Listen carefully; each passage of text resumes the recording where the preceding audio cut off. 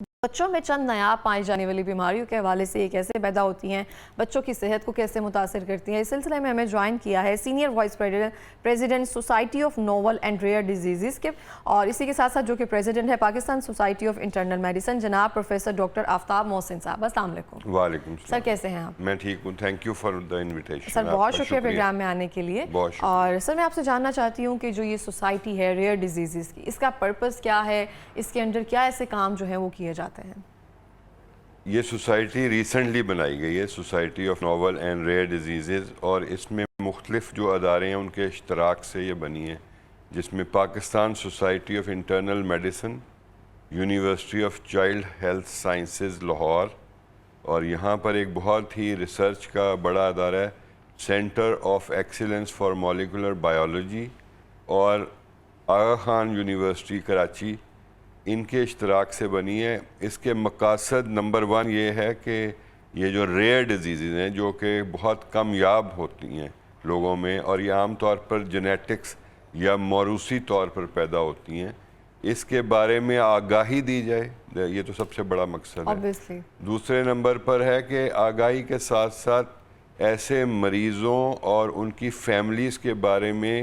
حکومت کو اور پالیسی میکرز کو ایڈوکیسی یا بتایا جائے، اور ڈاکٹروں کو بھی، کہ اس کے لیے کیا کرنے کی ضرورت ہے، کیونکہ یہ جو مریض ہوتے ہیں یہ بہت کم ہوتے ہیں، مطلب 10,000 15,000 کی پاپولیشن میں ایک پیشنٹ ہو سکتا ہے، یا کئی بیماریاں جہاں 1 لاکھ یا 10 لاکھ لوگوں میں ایک پیشنٹ ہوتا ہے، تو ایون ڈاکٹرز کو بھی اس کے بارے میں نہیں پتہ ہوتا۔ تیسرا جو مقصد ہے کہ ایڈوکیسی کے بعد ایکسیس، کہ ایسے مریضوں کو اور ان کی فیملیز کو صحیح انفارمیشن تک، اور جو علاج اور تشخیص کے ذرائع ہیں ان تک معلومات بہم پہنچائی جائیں تاکہ وہ وہاں پہنچ سکیں۔ اور ایک دفعہ یہ تینوں چیزیں جب ہو جائیں گی، اویئرنیس، ایڈوکیسی اور ایکسیس، تو جو ان کا علاج معالجہ ہے، کیئر ہے، جو ان کی صحت کے بارے میں جتنے بھی اقدامات ہونے ہیں اس کے بارے میں تمام جو چیزیں ہیں وہ مہیا کی جائیں۔ سر اس ریئر ڈیزیزز میں کون کون سی بیماریاں شامل ہوتی ہیں جن کے بارے میں اویئرنیس پہنچائی جاتی ہے اور اس کے لیے کمپینز کی جاتی ہیں؟ ایک تو یہ ہے کہ یہ ریئر ڈیزیزز بچوں میں ظاہر ہے زیادہ پائی جاتی ہیں کیونکہ یہ موروثی طور پر ہوتی ہیں، اور ہمارے ملک میں برادری میں شادی کرنا یا فیملی میں شادی کرنا اس کو بہت عام دیکھا گیا ہے، اور یہ چیز ان بیماریوں کو سلیکٹ کرتی ہے، کیونکہ پھر بار بار شادیاں جب ہوتی رہتی ہیں تو جینیٹک مٹیریل نیا نہیں ہوتا، تو بیماریاں سلیکٹ ہو جاتی ہیں اور وہ پھر نسل در نسل چلتی ہیں۔ تو اس میں ہے میٹابولک ڈیزیزز، جس میں جو بچے کا جگر ہے یا بچے کے اندر انرجی حاصل کرنے کی جو طاقت ہے، جو ذرائع ہیں، وہ منقطع ہو جاتے ہیں، اور وہ جگر انرجی نہیں بنا سکتا، جگر بڑھنا شروع ہو جاتا ہے اور بچے کی نشو و نما رک جاتی ہے۔ اس کے علاوہ ایسے بچوں کے ذہنی نشو و نما بھی رک جاتی ہے، اور یہ زیادہ تر میٹابولک ڈس آرڈرز ہیں۔ پھر ایسی بیماریاں ہیں جو کہ پیدائش کے وقت اگر انجری ہو جائے بچے کو اس سے ہو جاتی ہیں، اور پھر بڑی عمر کے اندر بھی آ کر یہ بیماریاں ہوتی ہیں۔ یہ بھی ریئر بیماریاں، جیسے انسان کے اندر فولاد ہے، کاپر ہے، یہ چیزیں موجود ہوتی ہیں، اور یہ صحیح طرح سے جگر ان کو استعمال نہیں کر سکتا کیونکہ وہ ہمارا میٹابولک پاور ہاؤس ہے، ادھر انرجی نے پیدا ہونا ہے۔ اور کئی ریئر قسم کی موٹاپے کی اقسام ہیں جو ان بیماریوں سے پیدا ہو جاتی ہیں۔ جو بچے ہیں یا بڑے لوگ ہیں وہ اپنے آپ کو کھانے پینے سے روک ہی نہیں سکتے، ایسے ہارمونز ہوتے ہیں ہمارے اندر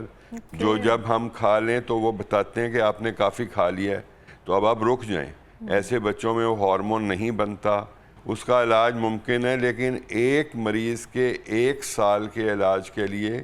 جو دوا کی قیمت ہے وہ تقریباً 7 سے 8 کروڑ روپے ہے۔ 7 سے 8 کروڑ، اور وہ جرمنی اور اس طرح کے ممالک میں صرف وہ دوائیاں بنتی ہیں، پھر وہ تمام دنیا میں بھجواتے ہیں اس کے لیے، لیکن ایک لمبی ویٹنگ لسٹ ہے۔ ہمارے لاہور میں بھی کچھ مریضوں کو وہ دوائی کافی عرصے تک ملتی رہی ہے، لیکن اب وہ سلسلہ منقطع ہو چکا ہے۔ اس میں سب سے زیادہ جو کردار ادا کیا ایسی ادویات کو بہم پہنچانے میں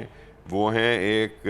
چائلڈ ہیلتھ سائنسز یونیورسٹی سے ریٹائرڈ پروفیسر ہما ارشد چیمہ۔ ابھی بھی وہ پروفیسر کے ایمریٹس، جن کو ریٹائرمنٹ کے بعد بھی کہا جاتا ہے کہ آپ یہ کام کرتے رہیں، ہما ارشد چیمہ کا بہت کردار ہے اس میں، اور یہ جو سوسائٹی بنی ہے اس میں وہ سینئر وائس پریزیڈنٹ ہیں میرے ساتھ، اور ساتھ ہی ساتھ جو وائس چانسلر ہیں یونیورسٹی آف چائلڈ ہیلتھ کے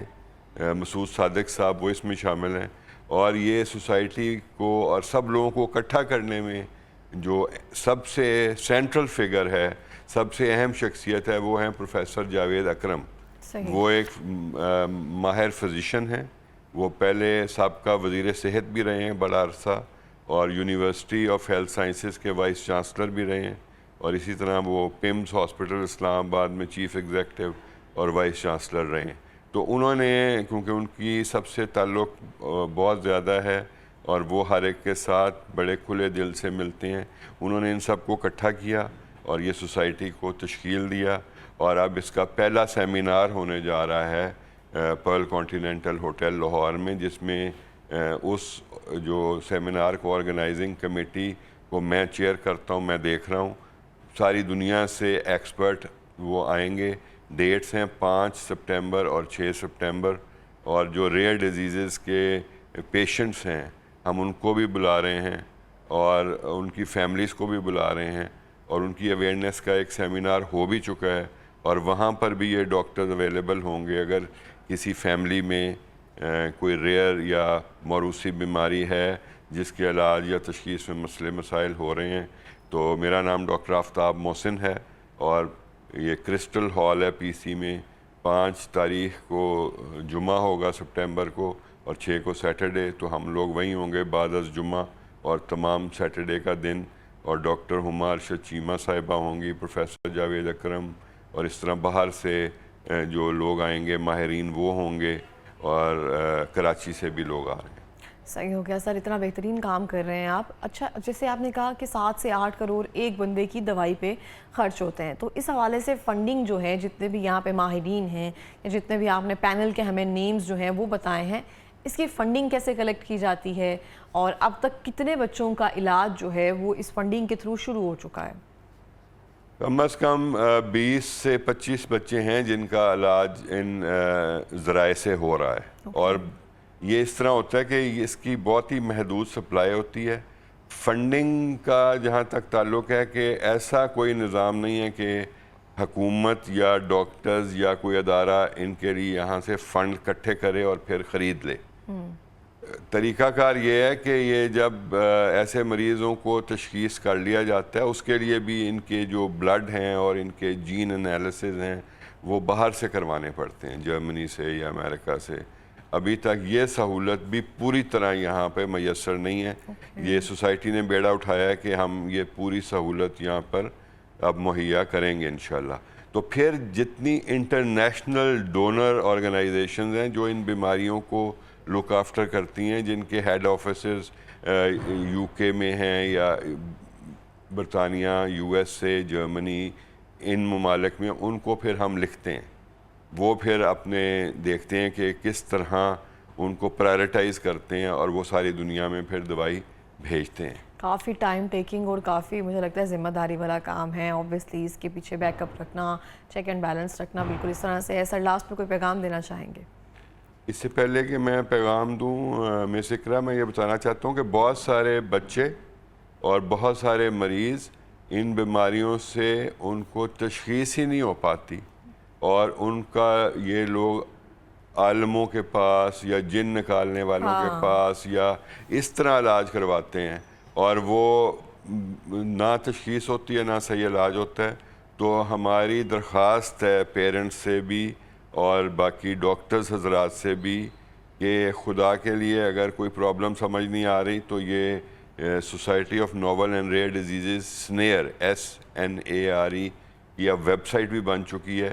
ادھر آپ جا کر اپنے آپ کو رجسٹر کر سکتے ہیں، اور وہاں پر آپ ہم سے طبی مشورہ بھی لے سکتے ہیں، اور university of child health sciences میں اس کے اوپر مستقل کام ہوتا ہے. اب یہ centre of excellence for molecular biology جو پنجاب یونیورسٹی کا بہت بڑا ادارہ ہے, وہاں پر بھی ان پر ریسرچ ہوتی ہے. تو یہ سب لوگ یہاں پر رابطہ کریں, اور پیغام یہی ہے کہ اس میں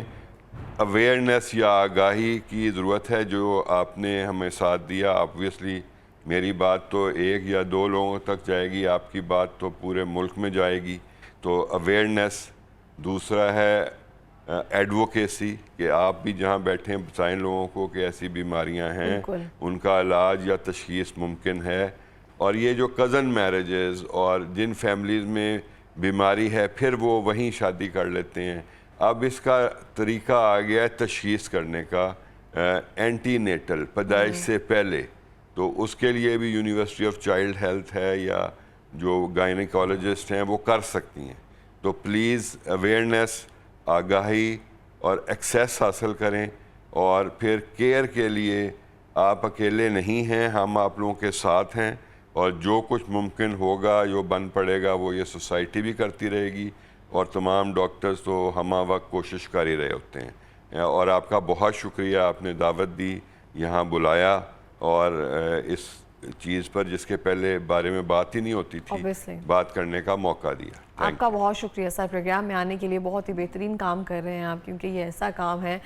جو بہت سارے لوگ ہیں ان تک ایکسیس, ان سب چیزوں تک, ان دوائیوں تک ایکسیس مجھے نہیں لگتا تھا کہ وہ شاید کر پاتے کبھی بھی. آپ کا بہت شکریہ پروگرام میں آنے کے لیے. اور اسی کے ساتھ ہی میں بھی یہ کہنا چاہتی ہوں کہ صبح آ کر جو سیف ریمائنڈر دیا جاتا ہے نا کہ صحت سے بڑھ کے کوئی نعمت نہیں ہے, وہ صرف ریمائنڈر نہیں ہوتا, وہ صرف اس بات کا احساس دلانا ہوتا ہے کہ واقعی میں صحت سے بڑھ کے کوئی نعمت نہیں ہے. یہ بات کا احساس ان لوگوں کو آپ کو پوچھنا چاہیے, ان لوگوں کو دیکھنا چاہیے. جیسے کہ ہم نے ریئر ڈیزیزز کی بات کی ہے, کچھ لوگ پیدائشی طور پر کن بیماریوں میں مبتلا ہیں, کن چیزوں کو, کن معذوریوں کو ساتھ لے کر چل رہے ہیں, اور یہ صحت کا اندازہ ان سے اندازہ لگایا جا سکتا ہے کہ کیا چیزیں ہیں.